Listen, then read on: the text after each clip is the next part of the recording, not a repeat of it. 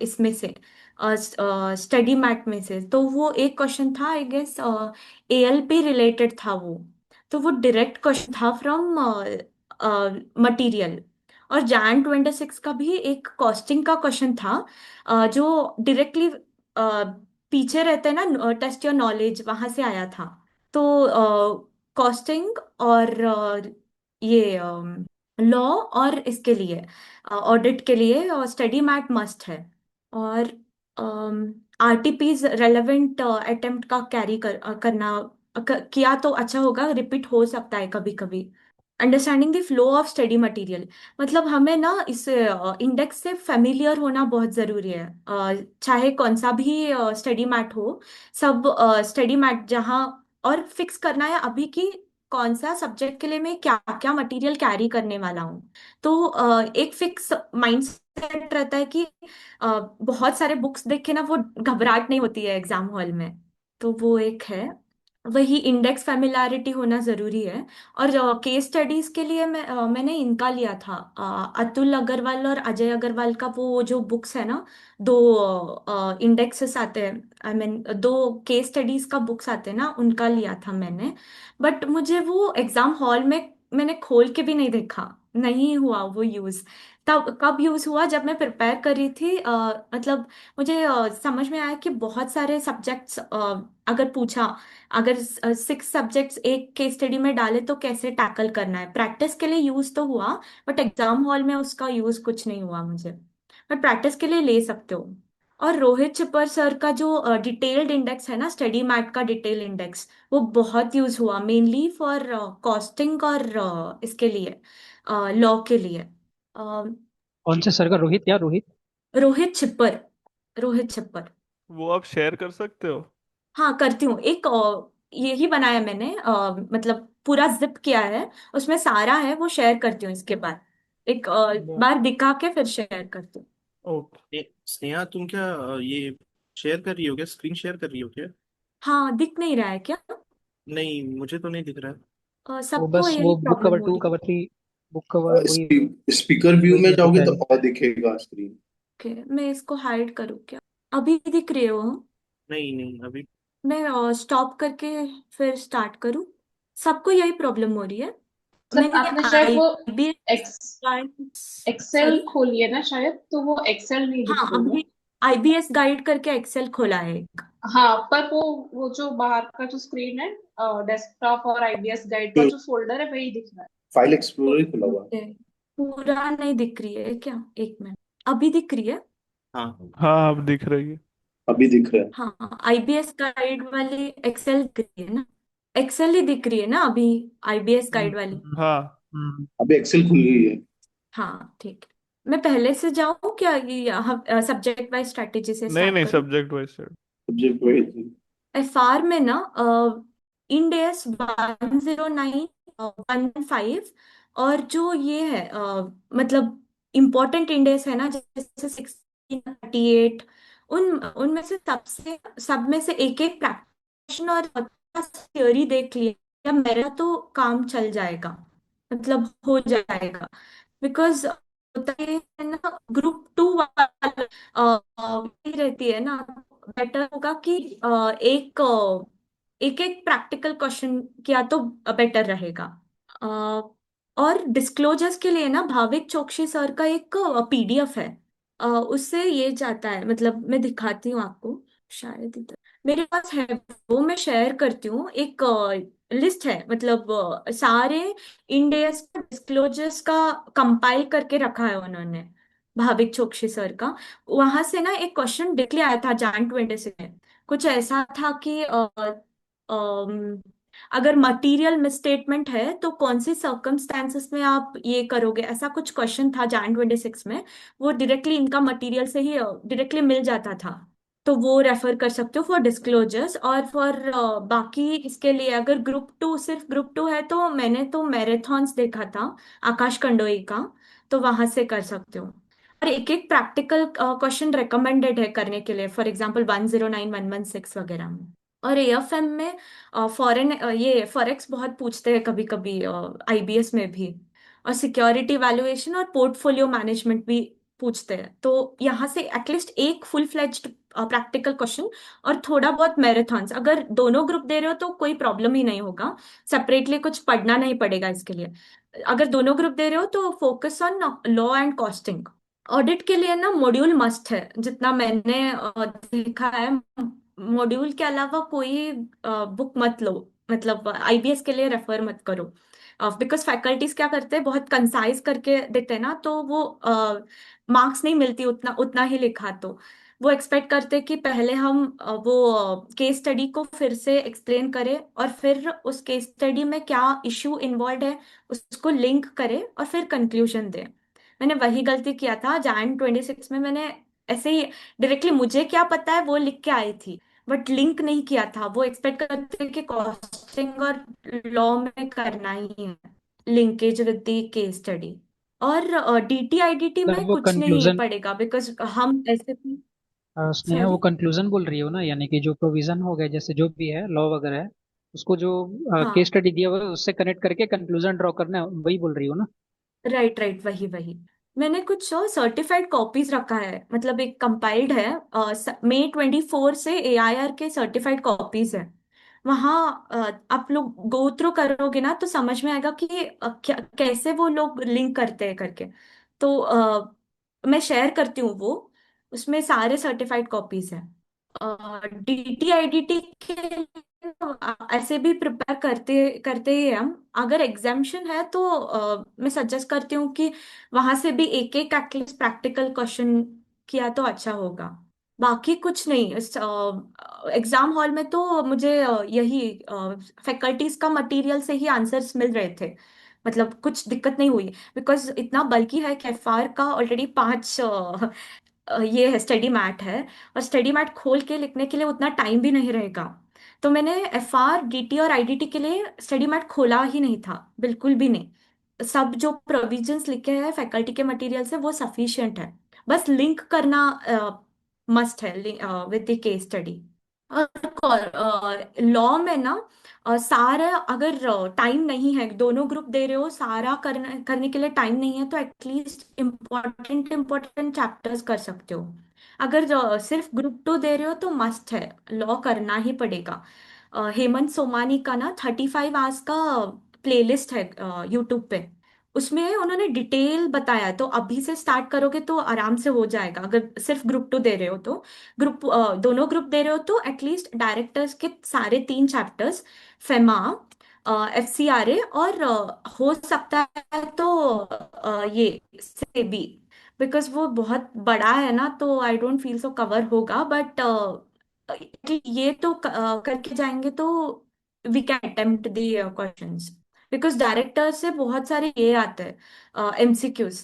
But law में मैंने एक चीज सीख लिया, एमसीक्यूज पे फोकस नहीं करना है, डिस्क्रिप्टिव पे। इनफैक्ट पूरा आईबीएस में ना जितना डिस्क्रिप्टिव पे फोकस करेंगे उतना मार्क्स फेच होंगे। आईबीएस ये एमसीक्यूज पे कितना टाइम डालेंगे ना उतना मार्क्स फेच नहीं होने वाला है, तो बेटर रहेगा कि डिस्क्रिप्टिव पे ज्यादा फोकस रहे। और हर्ष गुप्ता सर का भी बुक है, और हेमंत सोमानी का भी है। मैंने हेमंत सोमानी का रेफर किया था, उनका अच्छा है, तो वो रेफर कर सकते हो, बिकॉज लेफ्ट हैंड साइड पे उन्होंने सारा सेक्शन नंबर्स दिया है और राइट हैंड साइड पे डिस्क्रिप्शन। और डिस्क्रिप्शन भी ऐसा दिया है ना, फटाक से मिल जाता है वो। मॉड्यूल में क्या होता है कि ढूंढना और फिर उसको कंसाइज करके लिखना, एग्जाम हॉल में इतना टाइम नहीं रहता है ना, तो हेमंत सोमानी का बुक मैं रेकमेंड करती हूँ। एक बार वो भी शेयर करती हूँ उसी फाइल में, गो थ्रू कर दो एक बार। और इसके लिए ना कॉस्टिंग के लिए अ, ऐसे मैंने ये किया था, बुक के कवर स्क्रीन दिख रही है ना, यस। ऐसे बुक के कवर पे ही कौन कौन से चैप्टर में कौन कौन सा इम्पोर्टेंट ये है करके, जैसे कि चैप्टर 9 में ये सारा इम्पोर्टेंट है, और 8 9, और उसको ऐसे बुक पे चिपका दिया था, कौन कौन से कवर्ड है इस मॉड्यूल में करके चिपका दिया। तो ये छोटे छोटे चीज है, लेकिन बहुत हेल्प किया इसमें एग्जाम हॉल में। और जैसे कि ये भी ऐसे लिख के लेना ताकि इजीली ये हो जाए ना, ऐसे सारे इसके लिए क्या था, मतलब लॉ और कॉस्टिंग दोनों के लिए। बिकॉज क्या होता है, कॉस्टिंग में एक ही सेम कॉन्सेप्ट तो 2 3 चैप्टर्स में है, तो एक बार हमने ऊपर ही चिपका दिया तो पता चल जाएगा कि इस कॉन्सेप्ट, सपोज मैं वैल्यू फॉर मनी फ्रेमवर्क के लिए ढूंढना चाहती हूँ, तो कौन कौन से चैप्टर में वो इन्वॉल्व है। तो ऊपर ही अगर डायग्राम वगैरह कुछ तो चिपका दिया तो इजीली मिल जाएगा। और पोर्टर स्ट्रैटेजी भी तीन जगह है, वो सेम कॉन्सेप्ट दो तीन जगह है। तो एग्जाम हॉल में पता नहीं चलेगा ना कौन से कहाँ से ओपन करूँ करके। ये मेनली मतलब कॉस्टिंग के लिए है ना, अ, इस पे फोकस करना अच्छा रहेगा आई बिलीव। जो इम्पोर्टेंट टॉपिक्स है ना मैं शेयर करती हूँ वो, उस पे फोकस करना इम्पोर्टेंट। और दोनों ग्रुप्स जो दे रहे हैं ना ये सिल्की अग्रवाल का, सॉरी दोनों ग्रुप्स नहीं, बस दो सेकेंड ग्रुप दे रहे हैं ना, उनको सिल्की अग्रवाल का ये रेकमेंड करती हूँ मैं। उनका वीडियोस है, कॉन्सेप्चुअली बहुत क्लैरिटी है। और एक मिशन सीए विकृत करके एक चैनल है, उनसे उन पे ना मैराथॉन्स है, बस थ्योरी मैराथन एक और प्रैक्टिकल मैराथन एक। तो कंसाइज चाहिए तो वो विकृत वाला रेफर कर सकते हो, लेकिन अगर इन डेप्थ चाहिए तो संकल्प कास्तिया या सिल्की अग्रवाल, दोनों में से कोई एक को रेफर कर सकते हो। इसने ना, सिल्की अग्रवाल ने थ्योरी कॉन्सेप्ट अच्छे से किया है। और इसने संकल्प कास्तिया का छोटे छोटे वीडियोस है ना स्पॉम के लिए, तो वो रेफर कर सकते हो। और ये थोड़े इंपॉर्टेंट टॉपिक्स है, मैं वो शेयर करती हूँ, एक बार गो थ्रू कर लो कॉस्टिंग के लिए। और जो ये है ना डिविजन, ट्रांसफर प्राइसिंग वगैरह, अगर एक एक बस एक प्रैक्टिकल सम किया तो हेल्प हो जाएगा वो। टाइम रहा तो ठीक है, नहीं तो मैराथन्स या ये रिवीजन लेक्चर से जा सकते हो। ये थोड़ा सा इम्पोर्टेंट लगे मुझे, एक सेपरेट शीट कीवर्ड्स मैपिंग के लिए, ताकि वो एग्जाम में ना कभी कभी एमसीक्यूज आ जाते हैं, मतलब इस कीवर्ड का मतलब क्या है करके। उसके लिए भी एक किसी ने तो मुझे मैंने ढूंढा था वो, मतलब उसका मीनिंग और उसका एनालिसिस, और अगर वो आया तो कैसे एक्सप्लेन करने का, ऐसे उसने कॉलमनार शीट बनाया है, वो भी शेयर करती हूँ मैं। तो ये इसका हुआ कॉस्टिंग का। हाँ, एग्जाम हॉल में कैसे अप्रोच करना है। पहले तो जो 15 मिनट का टाइम रहता है ना, उधर में मैंने ऐसा कुछ किया था। क्वेश्चन पेपर, ये एआईआर, जो एआईआर है ना वो महेश्वरी कुछ है उसका नाम, November 24 का एआईआर है वो। तो उसने ये स्ट्रैटेजी बताया था कि एमसीक्यू और डिस्क्रिप्शन केस 1, यहाँ पे मतलब क्या कौन कौन से या तो सब्जेक्ट का नाम लिख सकते हो या तो चैप्टर का नाम लिख सकते हो, कहाँ कहाँ से आया है करके। तो एक ओवरव्यू मिल जाएगी कि कौन सा छोड़ना है करके, कौन सी केस स्टडी छोड़नी है। बट हुआ ना मेरे एग्जाम हॉल में सुपरवाइजर ने छीन लिया, उसको लगा मैं कॉपी कर रही हूँ करके। स्टार्टिंग 15 मिनट में ही इसे एक करी थी मैं, तो उसने छीन लिया उसको, तो फिर ठीक है बोली। और पता नहीं, वो सुपरवाइजर के ऊपर भी डिपेंड होता है, ये भी शेयर करती हूँ। तो पहले वो बना लिया तो समझ में आ जाएगा कि कौन सा केस स्टडी छोड़ना है। और फोकस करना है कि डिस्क्रिप्टिव पे ज्यादा फोकस करना है। एक केस स्टडी के लिए 60 मिनट्स रहता है ना, तो 20/40, 20 minutes for MCQs, 40 minutes for case studies. और केस स्टडीज में भी 5/5/5 ऐसे 15 मार्क्स का रहता है, नहीं तो कोई भी कॉम्बिनेशन में आ सकता है ना, 8+7 या 5, 3 क्वेश्चंस और 5 मार्क्स ईच। तो हर एक क्वेश्चन के लिए मुझे इतना ही टाइम देना है करके, मतलब एक मार्क्स के लिए ना 2.3 मिनट्स मिलता है। अगर ये किया 100 डिवाइडेड बाय, और 10 मिनट इसके लिए रखेंगे, सुपरवाइजर आता है तो उसके लिए रख दिया तो, हाँ 2.3 मिनट्स पर क्वेश्चन आता, पर मार्क्स आता है। तो उसके हिसाब से डिवाइड करके उतना ही टाइम देना है। अगर नहीं हुआ तो छोड़ दो, बाकी पेजेस छोड़ो बीच में और आगे बढ़ जाओ, नहीं तो पेपर कंप्लीट नहीं होने वाला है। पेपर कंप्लीट हुआ तो 50+ पक्का मिलेगा। पूरा मतलब हर एक इसको जितना टाइम दिया है उतना ही करके आगे बढ़ने का, तो हो जाता है। और डिस्क्रिप्टिव पे पहले फोकस, पहले 40 मिनट्स डिस्क्रिप्टिव पकड़ने का, पूरा केस स्टडी नहीं पढ़ने का, बस डिस्क्रिप्टिव क्वेश्चंस पढ़ के इसका रिलेटेड ये कहाँ है केस स्टडी में, वहां जाके डिस्क्रिप्टिव कंप्लीट करके फिर लास्ट 20 मिनट्स में एमसीक्यूज करना है। तो वो क्या हो जाता है ना, डिस्क्रिप्टिव करते करते हमारा केस स्टडी हो जाता है पढ़ के, उसको सेपरेट टाइम देने की जरूरत नहीं है। तो वैसे मैंने अप्रोच रखा था। वो वर्कआउट हुआ, मतलब मैंने 90 मार्क्स अटेम्प्ट किया था। 10 मार्क्स नहीं कर पाई बिकॉज वो एक तो लीजस का क्वेश्चन था जो बहुत लंबा था। तो मैंने स्टार्ट किया था बट हुआ नहीं, बिकॉज मैंने बस ग्रुप 2 दिया था ना, तो मुझे ग्रुप 1 उतना याद नहीं आया था, तो वो छोड़ दिया। और एक 4 मार्क्स का कुछ क्वेश्चन था। तो मैंने क्या किया था, थोड़ा ज्यादा टाइम ले लिया कॉस्टिंग में और लॉ में ना, ऐसे खींचते खींचते गई और देखी नहीं कि उसके लिए जितना टाइम रखना था उतना ही रखना, उसको छोड़ के आगे बढ़ना है करके। तो नहीं तो वो 10 मार्क्स भी थोड़ा कंप्लीट हो जाता था। तो ट्राई करो कि एटलीस्ट 90 to 95 मार्क्स अटेम्प्ट हो जाए। हाँ, जो डायरेक्ट एमसीक्यूज है ना उसको अटेम्प्ट कर सकते हो, लेकिन जो ढूंढना है ना, मेनली लॉ वाले मिलते नहीं है फास्ट, तो उसको लास्ट में रख दो।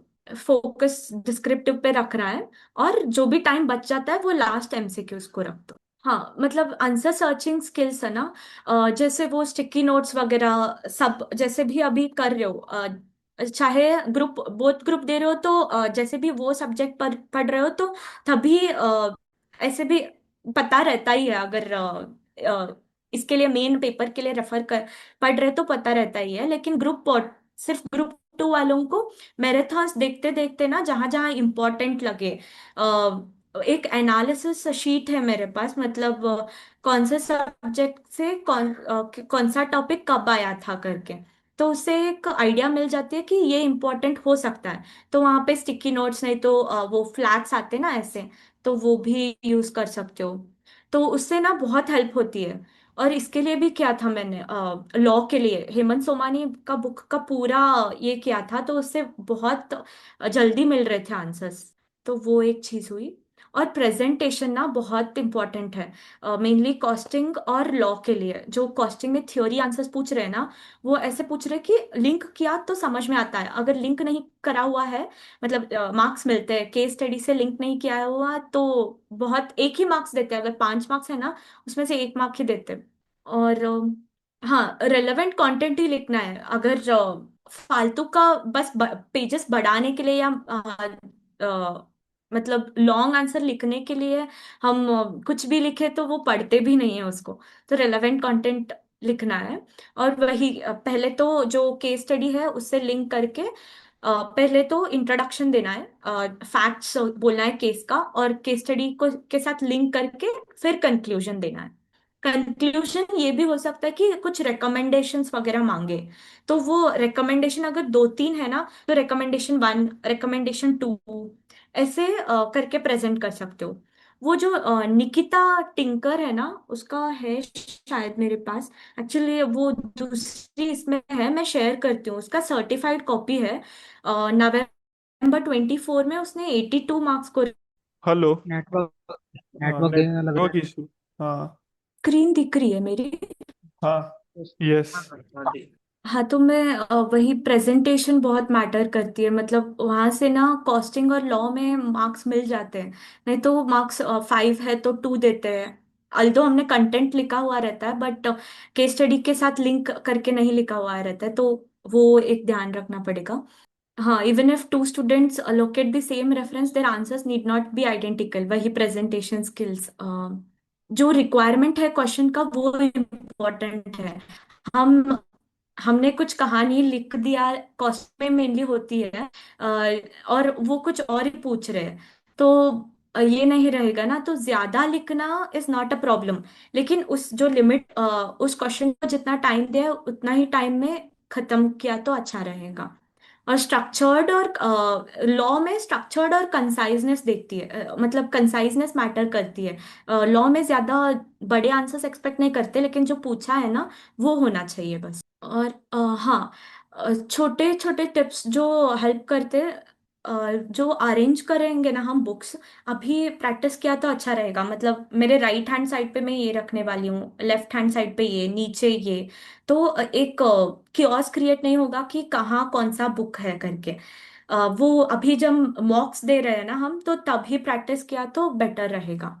मैंने वही सर से रेजिस्ट करती थी कि सर बहुत टाइम जा रहा है कि मैं सब अरेंज करूँ और फिर से सब सारे बुक्स रख दूँ, बट वो बहुत हेल्प हुआ कि हर दिन 1 घंटा रखती थी आईबीएस के लिए। आईबीएस के लिए ऐसे 4-5 दिन रखा ना तो कुछ हेल्प नहीं होगा। एक हर दिन 2-2 घंटा या 3-3 घंटा रखेंगे तो मतलब थोड़ा फ्लो भी बना रहेगा। और अगर बीच बीच में कभी बोर हो रहा है तो एक एक केस स्टडी उठा के प्रैक्टिस किया तो बेटर रहेगा। और जब भी प्रैक्टिस करेंगे ना ऐसे रख के प्रैक्टिस किया एज इफ एग्जाम हॉल में ही बैठे हो तो वो बहुत हेल्पफुल होगा। हाँ वही decide where each subject will be placed, fix the location of detailed index. Index भी मैं पीछे रखूंगी या जस्ट आफ्टर द मटेरियल रखूंगी, वो बहुत मैटर करती है। और एक रेफर करके ना उसी जगह पे रख दो एग्जाम हॉल में भी, नहीं तो वो ये हो जाता है कहाँ कौन सा बुक रखा है करके। हाँ वही प्रैक्टिस करना है कि किया तो हो जाता है वो, नहीं तो वो एग्जाम हॉल में कंफ्यूजन हो जाती है। हाँ लेबल कर दो जैसे दिखाया ना वैसे, क्या तो मिल जाती है अच्छे से फास्ट। यही मैं शेयर करूंगी पूरा जिप फाइल है उसमें सभी है सर्टिफाइड कॉपीज वगैरह। हाँ ट्रैकर दिखाया ना मैंने वो यही था कि कौन से केस स्टडी में किस सब्जेक्ट का कौन सा क्वेश्चन है करके। तो आपको एक आइडिया मिल जाती है क्वेश्चन पर आई मीन सॉल्व करने के पहले ही कि कौन कौन सा टॉपिक्स आए हुए हैं और कौन सा क्वेश्चन कौन सा केस स्टडी मुझे छोड़ना है करके। हाँ और एक आइडिया भी मिल जाती है कि पूरा एक बार दिख जाता है ना कि कौन सा क्वेश्चन मैं पहला अटेम्प्ट करने वाला हूँ और जो आसान से मिल सकती है वो भी पता चल जाता है अगर वो क्वेश्चन ट्रैकर किया तो। हाँ वही मैं वो महेश्वरी का बोली ना तो वही रैंक होल्डर था वो। और एक लास्ट वाला टिप जो मतलब कूल माइंडसेट, बाकी कुछ भी नहीं। बहुत सारे लोगों को और बुक्स को देख के डर लगती है ना, बट कूल माइंडसेट से अप्रोच किया तो हो जाता है। मैं शेयर कर देती हूँ वो जिप फाइल जिसमें सब कुछ है, तो कैन रेफर दैट। अगर किसी को ऐड ऑन करनी है तो प्लीज। मेरे को एक क्वेश्चन था स्नेहा। इसमें जैसे कि अभी जितना भी आईबीएस का एग्जाम वगैरह दी हो तुम, तो उसमें कुछ पैटर्न वगैरह नोटिस करिए, जैसे कि कौन से सब्जेक्ट से यानी कि ज्यादा क्वेश्चंस वगैरह हाँ आते हैं, राइट कौन से राइट। थोड़ा कम आता हो, वैसा टाइप का कुछ अपना ऑब्जर्वेशन वगैरह बताना ना जैसे। एक एनालिसिस है, एक minute, I don't know if इधर है वो। मेरे पास है एक एनालिसिस, इस लैपटॉप में नहीं है और दूसरी लैपटॉप में है तो वो मैं शेयर करती हूँ उसके साथ इसमें जिप फाइल में कि कौन से अटेम्प्ट से मतलब May 24 से कौन सा चैप्टर कौन सा सब्जेक्ट में कौन सा टॉपिक आया था और कितने मार्क्स का आया था, एक एक्सेल शीट है।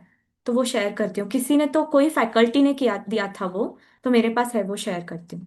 अच्छा, ऐसे मैं थोड़ा नोटिस किया है, ऐसे बाकी लोग को भी लगा क्या आईबीएस जितने लोग दिए, मतलब कॉस्टिंग वगैरह से कुछ ज्यादा ही पूछता है क्या, कॉस्ट से हाँ है क्या ऐसा? बाकी लोगों को लगा कॉस्टिंग कैसा जो और आईबीएस है ना, मतलब कॉस्टिंग का मेरे को लगा, बाकी तो नहीं समझ आया। बाकी और कौन सा, स्नेहा कौन सा बोल रही थी आप? कॉस्टिंग और लॉ से बहुत पूछ रहे हैं अभी। वो ऐसा लग रहा है कि आईबीएस का पेपर नहीं है, कॉस्टिंग और लॉ का है। उनको पता है ना कि बाकी से ये लोग कर ही देंगे करके, बट हम्म, इसको नेग्लेक्ट कर रहे हैं ना तो अराउंड 35 to 40 मार्क्स पूछ रहे हैं अभी इसका, अच्छा। दोनों मिला। बट इसीलिए इग्नोर करना भी ये रहेगा रिस्क। नहीं, वो जो सिल्की मैम का बोल रही थी ना, मैं क्लास ही मंगा लिया हूँ कॉस्ट का, क्योंकि मेरा एसपीएम भी बचा हुआ है, तो खत्म ही कर दूंगा उसके साथ में करके अभी। हाँ, हाँ वो बेटर रहेगा फिर। बेटर है। अगर कोई लिया नहीं है ना तो ले लो, 3000 रुपीज में मिल रहा है क्लास उनका, अजय अतुल अग्रवाल वाले वेबसाइट पे, तो रिजनेबल भी है। तो अगर किसी का नहीं हुआ है तो ले सकते हो, with Virendra books, including books. Virendra किसके बारे में बोल रहा था भाई? कॉस्ट का बोल रहा था दोस्त वो, सिल्की मैम करके है। मतलब अजय, मैं तो एक्चुअली मैं अजय अतुल को थोड़ा फॉलो करता हूँ, उनका थोड़ा ठीक लगता है, तो उन्हीं के वेबसाइट पे मैं देखा, तो वो एसपीएम प्लस अपना इसके लिए भी आईबीएस के लिए, दोनों के लिए कंप्लीट लेक्चर प्लस बुक्स दोनों 3000 में मिल रहे थे, तो मैं मंगा लिया, और क्योंकि इधर उधर भटकूंगा उससे अच्छा है कि एक जगह पे कर लिया जाए करके। कितने आवर्स का है वो? करीबन शायद 80 घंटे कुछ का है। 80 आवर्स का है, अच्छा। हाँ, ठीक है, सही है, ज्यादा नहीं है कॉस्ट, जिस हिसाब से जितना वास्ट है ना, तो ठीक है वो। स्नेहा, ऐसा आईबीएस में जो केस स्टडीज होती है वो काफी लंबी चौड़ी होती है ना, लाइक 6 to 7 पेजेस का। तो फिर अभी और उसमें सारे सब्जेक्ट्स कनेक्टेड होते हैं कि अभी जो केस स्टडीज जो पूछेंगे जो भी डिस्क्रिप्टिव होगा, तो हाउ डू यू मैनेज कि आपको कैसे पता चलेगा कि this particular paragraph is related to this question and like how do you jump from, like आप पूरा क्वेश्चन पढ़ लेते हो, उसके बाद फिर आपको जब क्वेश्चन होता है, या तो फिर आप डायरेक्टली क्वेश्चन पढ़ते हो और फिर केस स्टडीज पे जाते हो, तो हमको कैसे आइडेंटिफाई करेंगे कि this is pertaining to this particular paragraph? Correct, correct. अगर कुछ फिगर्स इन्वॉल्व है ना, तो फिगर्स को ट्रैक करके जा सकते हैं। मतलब एक ग्लिम्स लेना पड़ेगा केस स्टडी का। जैसे हम एक क्वेश्चन पढ़ लिया अभी, सपोज ये था, मेरे से एक गलती हुई थी इसमें Jan 26 में। उन्होंने पूछा था कि वो ये रहता है ना फाइनेंशियल इंस्ट्रूमेंट्स में क्यूमुलेटिव प्रेफरेंस शेयर्स का कुछ, कन्वर्टेबल क्यूमुलेटिव प्रेफरेंस शेयर्स का कुछ क्वेश्चन था। उसका डेटा ना फैला हुआ था, एक तो पैराग्राफ 1 में था और एक पैराग्राफ 3 में कुछ था। तो मैंने अगर फिगर्स देखी हुई थी तो मुझे पता चल जाता था कि ये भी रेलेवेंट है उसके लिए करके। मैंने स्किप कर दिया था, तो फिर बाद में पता चला, फिर टाइम नहीं था तब इसलिए छोड़ दिया। तो एक तो टिप मैं ये बोल सकती हूँ कि अगर फिगर्स इन्वॉल्व है तो फिगर्स को ट्रेस करो। अगर वो या थ्योरी क्वेश्चन है, जैसे कि कॉस्टिंग या लॉ है, तो एटलीस्ट वो वर्ड्स रहेंगे ना। अगर पूछा हुआ है कुछ डायरेक्टर्स के रिलेटेड या मीटिंग्स के रिलेटेड, तो वो वर्ड्स कहाँ है उसके रिलेटेड, पूरा पढ़ना नहीं है बिकॉज टाइम नहीं रहता है। या कॉस्टिंग के रिलेटेड है तो वो टॉपिक का कुछ पता चल जाता है, हाँ ये कुछ रिलेटेड होगा इसके लिए करके। तो वो एक नजर डालने का पूरा केस स्टडी पे, तो तब समझ में आता है कि एक्चुअली इसमें भी May 26 में ना 8 पेजेस का एक केस स्टडी था। एक कोई तो था, लेकिन 8 पेजेस का एक था। तो वो बहुत मुश्किल था, लेकिन जब जैसे जैसे करते गई ना, तब पता चला कि it is like one subject at one stretch, ऐसा था वो। वहाँ ऐसे ने घुमा लिया था कि सब सारे एक मतलब एक एक सब्जेक्ट एक एक दिया था May 26 में, जैसे देते थे ना वैसे। हाँ हाँ हाँ। तो ऐसा भी ट्रैप हो सकता है कि दिखने के लिए बड़ा है, लेकिन थोड़ा नसीब भी होता है यार आईबीएस में ना। कभी कभी होता है कि ऐसा पेपर्स आते हैं, कभी कभी ऐसा आता है। तो ये थोड़ा फॉलो कर सकते हो नंबर्स वाला। ओके। ये एक मैं सर का भी एक सुना था ऐसी मतलब एक देख रहा था स्ट्रेटेजी में, वो बता रहे थे कि अब डायरेक्टली केस स्टडी पे जंप मत करो, एक बार क्वेश्चन को फटाफट पढ़ लो। उससे मोटा मोटी एक इतना अंदाजन लग जाता है। उसके बाद फिर केस स्टडी पे जाओगे तो आपको पैराग्राफ ना फटाफट मिलने लगेगा। पूरे पैराग्राफ को पढ़ोगे फिर क्वेश्चंस पे जाओगे तो अब टाइम बहुत ज्यादा लगता है। ऐसा मेरे को भी लगा। मैं पहले भी ये चीज करता था सर के बोलने से पहले भी, और वो भी वो चीज बोले तो थोड़ा मेरे को कन्विक्शन होगा कि हाँ वो चीज है करके। क्वेश्चंस पे डायरेक्ट जंप मार राइट, के राइट, कई वो बार ऐसे, बहुत क्योंकि कई हेल्पफुल बार है। डायरेक्ट क्वेश्चंस भी आते हैं तो सीधे बन जाते हैं वो डायरेक्टली। और एमसीक्यूज में भी रहते हैं थोड़े से ऐसे डायरेक्ट क्वेश्चंस रहते हैं, तो वो भी हो सकता है। 5 एमसीक्यू सपोज है। और एक चीज भूल गई मैं, अभी अभी ये पूछ रहे कि एक 4 स्टेटमेंट्स देते हैं और which of the following is correct और फॉल्स। हाँ ऐसे में मैंने एलिमिनेशन मेथड ही अच्छा होगा, जैसे जैसे लाइक एलिमिनेट मैंने, करते रहेंगे तो। हाँ हाँ वो मैंने तो ऑडिट में भी सबसे ज्यादा करना पड़ता है ये चीज।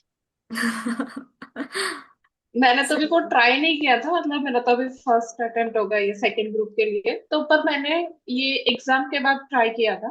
तो फिर वो जो वही मैंने एलिमिनेट, एक तो केस स्टडी से मैंने की थी, पर वही किया था कि एलिमिनेट करके अच्छा ये तो हो ही नहीं सकता, तो ये हाँ, नहीं हाँ, आएगा ऐसा है। पर करेक्ट। स्टिल ऐसा, अब एक दो केस स्टडीज करना इज डिफरेंट देन उसके लिए पूरा प्रिपेयर करना इज डिफरेंट, और उसमें भी तब भी केस स्टडीज इतनी बड़ी बड़ी थी, और मैंने सुना कि मे में तो बहुत ही ज्यादा बड़ी आई थी। तो फिर आई वॉज फोर्टी कंफ्यूज कि सिक्स कैसे पेजेस स्टडीज का होगा। बुकलेट था आई बिलीव। हाँ मतलब इसमें तो अभी ऐसा फोर्टी होगा सिक्स कि, पेजेस का था बुकलेट। हाँ तो अब ऐसा होगा कि फर्स्ट पैराग्राफ अगर देखा फिर भी अगर फिर आगे का भूल जाएंगे शायद कि अच्छा उसमें भी ये था, इस फिर फोर्थ हाँ, राइट, पैराग्राफ में भी राइट, ये है। हाँ करेक्ट। तो उसको और मैप पैनिक हो करके रख जाते हैं सकते कि, हैं। हाँ, और पैनिकनेस क्रिएट हो जाती है ना कि इतना टाइम लगा और कुछ आउटपुट ही नहीं है, याद ही नहीं आ रहा है कहाँ था करके। थैंक यू सर कि आपने ये टिप्स दिया, it will be helpful, thank you. हाँ। Most welcome. हाँ, मैं हेलो शेयर स्नेहा। कर देती हूँ। यस। अगर सिर्फ ग्रुप 2 दे रहे तो कौन से, हाँ। जैसे डीटी और आईडीटी तो अच्छे से प्रिपेयर्ड होगा, राइट?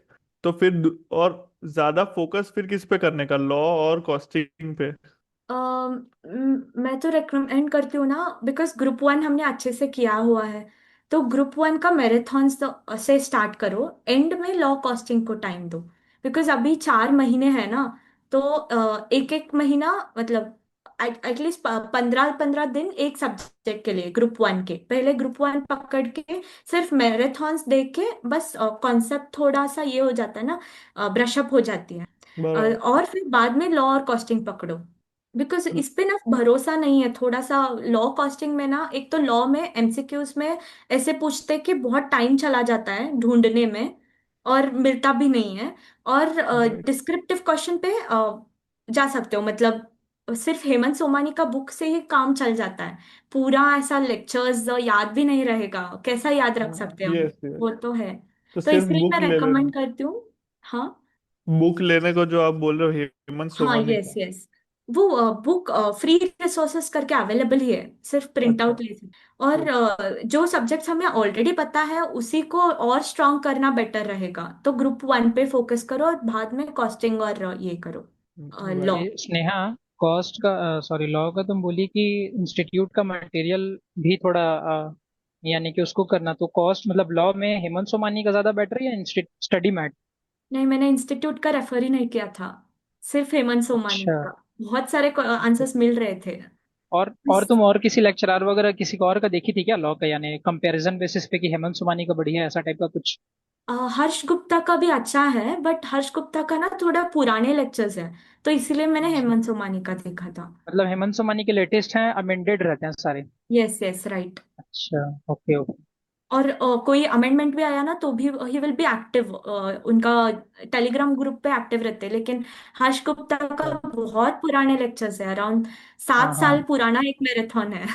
तो हम्म। वो नहीं, वो तो फिर कोई काम का नहीं है वो। हाँ, राइट।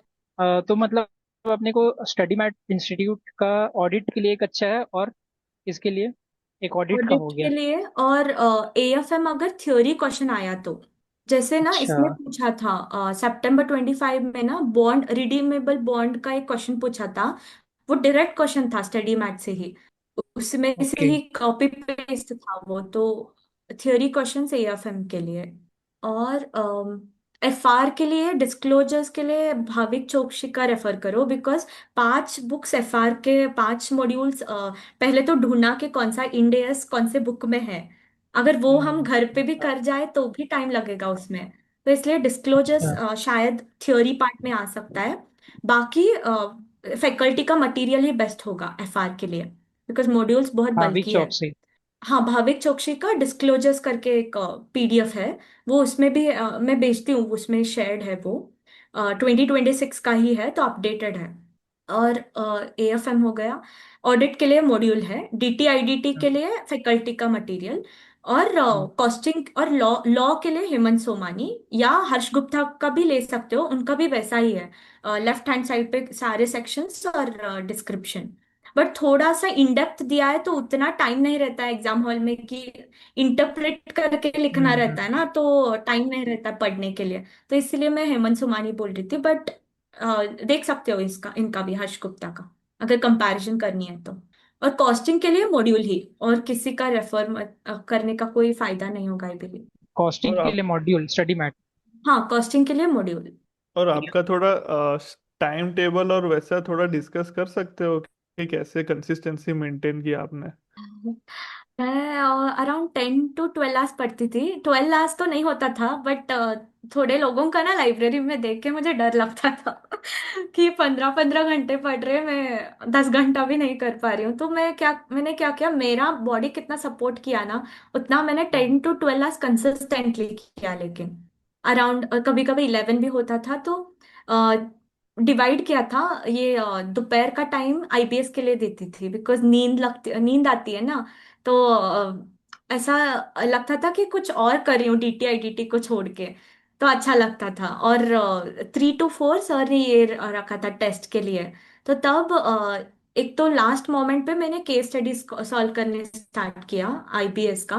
लेकिन पहले डीटीआईडीटी पे ही टेस्ट देती थी, जो भी पढ़ा हुआ है वो 3 to 4। बाकी अराउंड डिवाइड किया था कि तीन तीन रिविजन्स करूं डीटीआईडीटी का, 3 या 4 अगर हो सके तो एटलीस्ट 3 करना है। तो उसके हिसाब से सुबह का मतलब 4 स्लॉट्स रखती थी ऑफ 3 आवर्स ईच। तो बीच में एक्चुअली टारगेट था 12 आवर्स, बट कभी कभी 10 to 12 आवर्स ही होता था वो। तो इसके हिसाब अच्छा। से 3 रिविजन्स के हिसाब से मैंने डिवाइड किया था DT IDT को। बट IBS के लिए एटलीस्ट 2 घंटा तो दो हर दिन, उससे कम मत देना। अगर उससे ज्यादा दे सकते हो तो वेरी वेल एंड गुड, अगर ग्रुप 2 दे रहे हो सिर्फ। दोनों ग्रुप वाले हैं क्या इधर? दोनों ग्रुप वाले हैं, दीक्षा मैं हूँ है, मैं हूँ वो चली मैं गई हूँ। क्या? तो सभी ग्रुप 2 वाले ही है ना, तो IBS के लिए टाइम दे सकते हैं हम, एटलीस्ट 3 घंटा तो दे सकते हैं अगर फुल फ्लेश्ड पढ़ रहे हो तो। अगर अभी के लिए स्टार्टिंग के लिए एटलीस्ट 1 घंटा या आधा घंटा भी। स्टार्टिंग आधा घंटे से स्टार्ट किया था मैंने, जब भी अनप्रोडक्टिव लगता था ना, अभी कुछ दिमाग में जा नहीं रहा है तो IBS पकड़ने का तब। और सिर्फ इंडेक्स ब्राउज ब्राउज मतलब जितने बार वो रोहित छिब्बर सर का ना इंडेक्स देखोगे उतना यूजफुल होगा। उसमें डिटेल्ड है, मतलब एक सब टॉपिक में भी सब टॉपिक कहाँ है करके। अच्छा है वो, अच्छा। रोहित छिब्बर। DT IDT के लिए तो मैंने टाइम टेबल डाला था, एटलीस्ट 3 रिविजन्स करूँ, हो जाती है ना, अभी तो टाइम है तो अच्छे से कर सकते। Okay, Neha, thank you. तुमने अभी क्या बोला? रोहित छप्पर का क्या बताया था?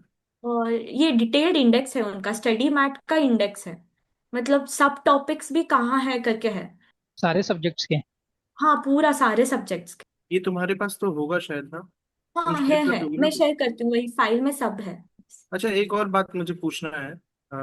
एक्चुअली मैं फिजिक मेरा आवाज आ रहा है क्या? हाँ आ रही है। मैं ना फिजिकल नोट्स, मतलब मैं टैब यूज करता हूँ, ठीक है? तो मैं नोट्स उसी में प्रिपेयर करता हूँ। पहले मैं करता था फिजिकल नोट्स, बट मैंने अभी शिफ्ट कर लिया। अब मुझे मेरा सबसे बड़ा कंसर्न ये है कि मैं आईबीएस में क्या करूंगा। तुम क्या अपने सेल्फ नोट्स भी लेके कैरी करती थी, या तुम बुक्स में ही मार्क कर लेती थी और जितना तुमने प्रिपरेशन किया उसको कॉन्फिडेंस में रख के तुम एग्जाम वो करती थी, अपेयर करती मतलब आप ये बोल रहे हो ना कि सेपरेट नोट्स IBS के लिए? थी? नहीं, सेपरेट आईबीएस का ही नहीं, जैसे अपने मान लो एफआर किए, एसएफएम की, एएफएम किए, जो भी जितने भी ओके, सब्जेक्ट्स कर समझ रखे हैं, ठीक सकते है? हैं। तो जो भी सब्जेक्ट्स है उनका खुद के जो बनाए हुए नोट जब हम रिवीजन करते हैं तो नोट्स वगैरह भी बनाते हैं ना, तो जो वो नोट्स भी तुमने कैरी किया, या सिर्फ जो मटेरियल तुम बता रही हो वही, सिर्फ उन्हीं मटेरियल्स के थ्रू तुमने एग्जाम को दिया है?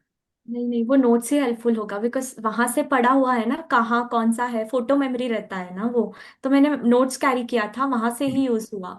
और रखने का तरीका भी वैसे ही था, जो मुझे फेमिलियर है, जो मैंने जहां से मैंने पढ़ा है वो ऊपर रखती थी। और जो भी मॉड्यूल वगैरह कभी कभी खोलते हैं ना हम, तो उसको नीचे रखा तो भी चलेगा, बिकॉज DT IDT के लिए मॉड्यूल तो रेफर करेंगे भी नहीं। तो बेटर रहेगा जो अपना नोट्स है ना वो कैरी करो। ये तो कैरी करना ही है, स्टडी मटेरियल और बाकी का जो अपना है, बिकॉज उससे हम फेमिलियर रहते हैं ना, इसीलिए।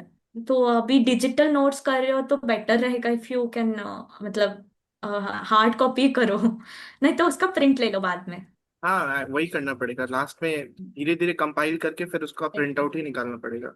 बट ये एटलीस्ट ऐसे ना फिर एक मुश्किल। महीना रखो IBS के लिए प्रैक्टिस करने के लिए, हर दिन एक केस स्टडी, तो 30 केस स्टडी मैं तो सॉल्व। एक्चुअली दोनों ही ग्रुप्स दे रहा हूँ, तो मैं भी वही, मुझे भी समझ में नहीं आ रहा कि मैं आईबीएस को कैसे करूँ। हालांकि मैंने पहले पढ़ रखा है लॉ कॉस्ट, बट काफी टाइम हो गया उसको पढ़ा हुआ। ऐसा कर सकते हो ना, जब भी अभी से ही कभी कभी 15 मिनट बस, दिन का 15 मिनट बस, इनका रोहित छिब्बर सर का इंडेक्स लो और बस गो थ्रू करो। कभी भी अगर दिमाग नहीं चल रहा है या प्रोडक्टिव नहीं हो रहा है ना, तब कर सकते हो। एक बकुल गुप्ता करके है, September 25 का रैंकर है। वो बोल रहा था कि वो हर दिन बस 15 मिनट करता था वो IPS के लिए, बिकॉज दोनों ग्रुप लेने के लिए टाइम नहीं रहेगा ना, तो वैसे कर सकते हो। नहीं तो लास्ट लास्ट में क्या होता है, लास्ट में रख लेंगे तो लास्ट में ही चला नहीं हो सकता है वो, बाद में वो छोड़ ही देंगे हम, इसीलिए। कुछ सब्जेक्ट्स पढ़े हुए भी होने चाहिए ना, तभी तो कुछ स्टडी बन। हाँ वो भी है, राइट। अरे क्लास ही खत्म होने में, मेरा तो बहुत टाइम पहले ग्रुप वन हो गया था ना, कुछ शिफ्ट हो गया, मैं छोड़ याद दिया था। नहीं आएगा। मैं आईडिया पूरा देखना पड़ेगा कहाँ से। बट मैराथन से शायद हेल्प हो सकती है, जिस मैराथन से हमने मेन ग्रुप मेन सब्जेक्ट करते हैं ना, उसी मैराथन्स को रीवॉच करने का, बिकॉज नया लगा तो फिर डर लगती है क्या बोल रहे हैं ये करके। मैं जैसे एफआर के लिए मैं पहले ग्रुप वन जब पास किया था ना, तो मैं सोच रहा हूँ उन्हीं टीचर्स का जिनका मैं देखा था उन्हीं से ही करूंगा एक बार, क्योंकि उनसे एक बार स्टार्ट करूंगा तो थोड़ा मेरे लिए बेटर रहेगा, क्योंकि उनसे क्लियर किया है ना, तो उनका क्या, सब टीचर का अलग अलग स्टाइल होता है ना पढ़ाने का। उनका मेरे को जम गया, जैसे एफआर के लिए मैं प्रत्येक जगह आती सर को मैं थोड़ा ज्यादा प्रीफर करता हूँ, उनका स्टाइल मेरे को ज्यादा सही लगता है समझाने का, ये सब चीज़ का। थोड़ा आउट ऑफ द वो चले जाते हैं, आईसीआई से थोड़ा अलग चले जाते हैं वो। बट समझाने के लिए एक बार के लिए उनका बेटर है, टॉपिक अगर समझना है तो उसके बाद सोल्यूशन आप भले आईसीआई के हिसाब से करो। एएफएम और तो एफआर वैसे अच्छा टाइप है ना से। उनका? हाँ हाँ, एफआर के लिए एएफएम तो मैं उनसे करूंगा, अजय अग्रवाल से। मेरा एक्चुअली में उन्हीं से मैं एग्जाम भी हुआ था मेरा। हाँ, तो वो मेरे को बेटर वही सही ओके। लगता है वैसे, मतलब मेरा चॉइस है वो। हाँ, टू द पॉइंट रहते हैं, सही रहते वही बेटर रहेगा, जिनसे हमने मेन सब्जेक्ट पढ़ा है ना उनका ही फिर से मैराथन देखने का, तो वही बेटर रहेगा आई बिलीव। हैं। हाँ, भले ही बाद में ना, बाद में जब भले ही जो आईबीएस के लिए स्ट्रेटेजी वगैरह है, कोई टीचर कुछ अगर अलग से बनाया तो वो एक बार वहाँ खत्म होने के बाद इधर करना शायद सही रहेगा। ये ठीक है ना ऐसा? हाँ, यस यस, ठीक है फिर, छोड़ेंगे ना breakout room. Yes. Thank you. Thank you so much Sneha, my आपने शेयर प्लेजर। की इतनी अच्छी टिप्स। और अच्छा, ये भी ना, जैसे तुम अपना अभी पीडीएफ वगैरह शेयर करोगी जिप फाइल में, इनकेस कुछ डाउट रहेगा तो पूछेंगे, है ना? अगर कुछ अगर समझ में नहीं आया या फिर कुछ रहेगा तो। ठीक है। उसको ग्रुप में ही डाल दो ना, चलेगा ना उधर ही हाँ, डाल दो हाँ। डाल दो। यस।